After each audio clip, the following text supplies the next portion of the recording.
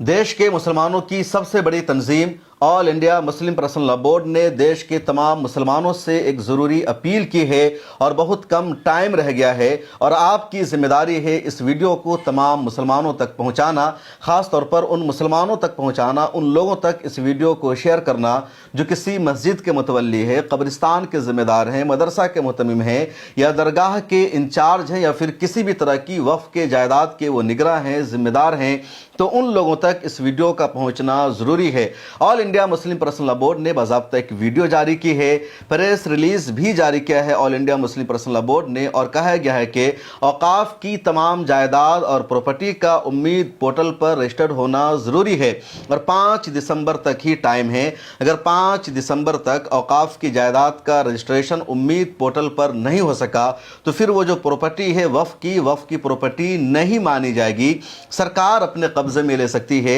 इसलिए ज़रूरी है 5 दिसंबर 2025 से पहले औकाफ की जायदाद का रजिस्ट्रेशन हो जाना। All India Muslim personal law board का कहना है कि वक्फ अमेंडमेंट एक्ट पार्लियामेंट से पास हो चुका है और सुप्रीम कोर्ट में all India Muslim personal law board ने, जमीयत उलमा हिंद ने, जमील मर्चेंट ने और बेशुमार लोगों ने, 100 से ज़्यादा लोगों ने पिटीशन दायर किया था। 5 लोगों की पिटीशन पर सुनवाई हुई। 2 मरतबा फैसला आया सुप्रीम कोर्ट से, लेकिन दोनों मरतबा इंटरिम फैसला आया, लेकिन दोनों मरतबा के फैसले में यह राहत दी गई कि अब तक जो प्रॉपर्टी वक्फ बोर्ड के तहत वक्फ की मानी गई है उसको वक्फ बोर्ड की प्रॉपर्टी माना जाएगा। लेकिन इसी के साथ B3 में इस नए अमेंडमेंट एक्ट में सरकार ने यह भी कहा है कि उन तमाम औकाफ की जायदाद का उम्मीद पोर्टल पर रजिस्ट्रेशन भी जरूरी है। अब उसको मजीद समझे कि कोई वक्फ की प्रॉपर्टी है और बाज़ाब्ता 2013 के वक्फ बोर्ड में वो रजिस्टर्ड है या उसी तरह 1954 के तहत वो रजिस्टर्ड है या इसी तरह 1995 के वक्फ अमेंडमेंट एक्ट के बाद उसका रजिस्ट्रेशन है, वक्फ की प्रॉपर्टी है और सरकार ने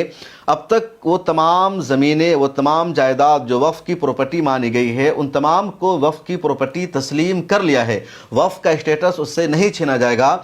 इसके बावजूद सरकार ने कहा कि ऐसी तमाम प्रॉपर्टी और जायदाद का उम्मीद पोर्टल पर रजिस्ट्रेशन होना ज़रूरी है।